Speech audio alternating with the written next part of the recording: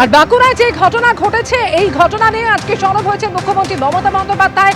নবান্নে আজকে সাংবাদিক বৈঠক করেন এবং একেবারে ছবি দিয়ে মুখ্যমন্ত্রী মমতা বন্দ্যোপাধ্যায় তিনি অভিযোগ করছেন একটা গাড়িতে ৯-১০ ফর্ম 7 বৈধ ভোটারের নাম, ফাইলের পর ফাইল, বস্তায় বস্তায় কাগজ দেখলেই এফআইআর করতে হবে এমনই নির্দেশ দিয়েছেন মুখ্যমন্ত্রী।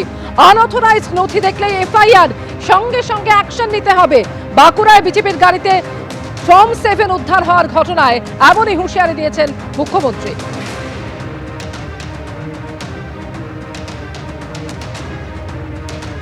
একটা গাড়ির ভেতরে ৯-১০ হাজার ফর্ম নিয়ে গেছে সব ডিলিট করার জন্য, জেনুইন ভোটারদের নাম। সব বিজেপির এজেন্সি করছে এবং বিজেপির নেতারা তো মালদায় নিজেরা গেছিল। আপনারা তো জানতেও পারতেন না এটা। ফাইলের পর ফাইল, বস্তায় বস্তায় কাগজ, এগুলো মানুষের অধিকার চুরি নয়, তথ্য চুরি করছে।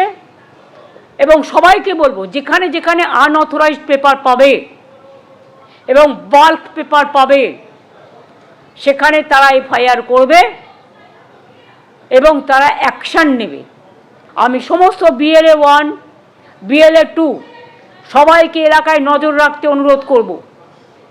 আমি সমস্ত আইসিদের নজর রাখতে অনুরোধ করব, কারণ এই বস্তার মধ্যে যে কেউ বন্দুক বা বোমা ভরে আনছে না তার তো কোনো গ্যারেন্টি নেই। আমাকে তো সিকিউরিটির পয়েন্টটাও দেখতে হবে। From the security point of view আমার রাজ্যকে শান্তি রক্ষা করতে হবে। মুখ্যমন্ত্রী মমতা বন্দ্যোপাধ্যায় নবান্নে আজকে সাংবাদিক বৈঠক করেন এবং ফের একবার বৈধ ভোটারের নাম বাদ দেওয়ার চক্রান্ত চলছে বলে অভিযোগ করেছেন তিনি প্রশ্ন তুলছেন ৫৪ লক্ষের নাম বাদ কিভাবে, বলছে ইয়ারও বাদ দিয়েছে, ভুল বলছে। ৫৪ লক্ষের বাদের তালিকায় বেশিরভাগই বৈধ ভোটার রয়েছে। ৫৪ লক্ষের নাম বাদ, তারা জানেই না তাদের নাম বাদ গেছে। তাদের নাম বাদ গেছে, তাদের না জানালে তারা জানবেন কি করে যে তাদের নাম বাদ গিয়েছে? কি বললেন মুখ্যমন্ত্রী মমতা বন্দ্যোপাধ্যায় এবং পাল্টা এর জবাব এসছে বিজেপির তরফেও। যদি আপনি ডিসক্লোজই না করেন যে কাদের নাম বাদ গেল, তারা জানবে কি করে? তারা তো নিশ্চিন্তে আছে যে আমার নামটা হয়তো আছে। গত পরশুদিন ড্রাফট লিস্ট বেরিয়েছে, এতদিন কিচ্ছু বেরোয়নি। এবং সেই ড্রাফট লিস্টও যদি দেখেন, সবার পক্ষে অত কোটি কোটি পাতা খুঁজে নিজের নামটা কতদূর দেখা সম্ভব? ৫৪ লক্ষ নাম বিনা কারণ দর্শানোর সুযোগ দিয়ে বেআইনিভাবে, অনৈতিকভাবে বাদ দেওয়া হয়েছে। মহিলাদের টার্গেট করা হয়েছে। আজকে ২০০২ এমনিতে তো ম্যাচটা মিসম্যাচ। এটা ইলেকশন কমিশনের সবচেয়ে বড় ব্লান্ডার। মানুষকে নিয়ে খেলা করেছে বিজেপির স্বার্থে আর নিজের পরিবারের স্বার্থে। মাইক্রো অবজারভার হরিদাস সব, তারা বিজেপির দলদাস।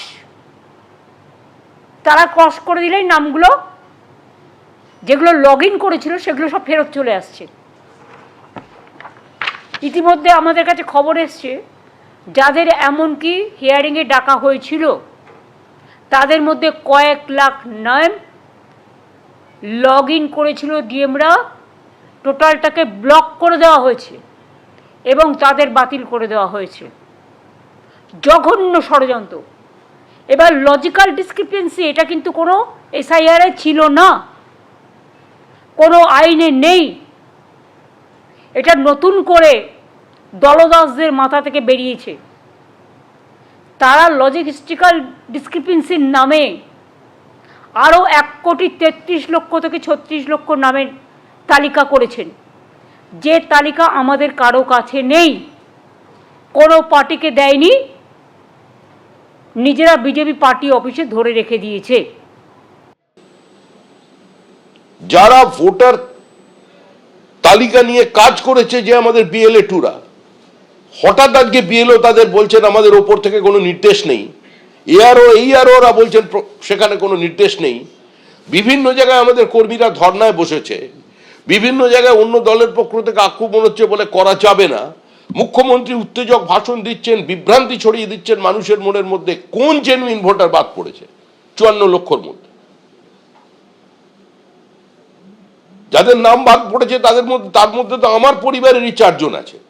তৃণমূল কংগ্রেসের পক্ষ থেকে যিনি BLA 2 ছিলেন তার উপস্থিতিতে, বিজেপির BLA 2 এর উপস্থিতিতে BLO যিনি আছেন তিনি করে সরাসরি একদম সরকারি ব্যবস্থার নাম বাদ গেছে। মুখ্যমন্ত্রী বলছেন এই ব্যবহার করছে। মুখ্যমন্ত্রীকে নিয়ে আমাদের কোনো বক্তব্য নেই, অন্তত এই ঘটনার ক্ষেত্রে। তিনি স্বাভাবিকভাবেই তিনি এবং তার দল SIR হোক এটা চান না। SIR প্রক্রিয়া নির্বিঘ্নে সম্পন্ন হয়ে যাক এটা তারা চান না। তারা চান বর্তমান যে ভোটার তালিকা আছে সেই ভোটার তালিকার মধ্যে দিয়েই ভোটারকে ভীত সন্ত্রস্ত করে একটা আতঙ্কের আবহ তৈরি করে তার মধ্যে দিয়ে নির্বাচন করার। থেকে উত্তরপ্রদেশ, বিহার বেরিয়ে আসতে পেরেছে, সেই ভোট সংস্কৃতি থেকে পশ্চিমবঙ্গ বেরোতে পারছে না। দিনের পর দিন তো একটা সুস্থ সভ্য সমাজে এ ঘটনা ঘটতে পারে না। এবিপি আনন্দ, এগিয়ে থাকে, এগিয়ে রাখে।